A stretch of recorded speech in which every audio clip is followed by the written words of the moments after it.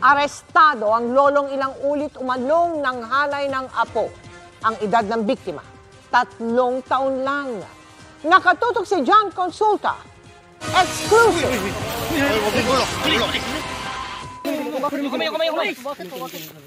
Mabilis na inagaw ng Santo Tomas, Batangas Police ang itak ng 42 anyos sa suspect na target ng kanilang operasyon. Ayon sa pulisya, ginahasa ng suspect ang kanyang sariling apo na 3 taong gulang. Nangyari raw ito sa kanilang bahay habang nagbebenta ng kandila ang ina ng bata noong nakaraang Easter Sunday sa simbahan sa Santo Tomas. Over na over po. Sakit. Hindi po matatanggap. Kahit siguro po gaano katagal. Hindi ko na po siya mapapatawad. Kasi po, dadalhin po habang buhay ng aking anak yung ginawa niya.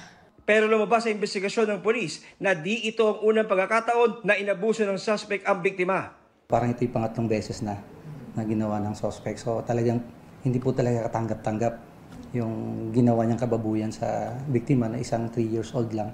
Hindi itinanggi ng suspect ang krimen. Hindi ko alam kung bakit ko nagawa yun. Patawarin mo po ako. Kinasuhan na ng reklamong statutory rape ang suspect na walang piyansa. Mula sa Batangas, para sa GMA Integrated News, John Consulta, nakatutok 24 oras.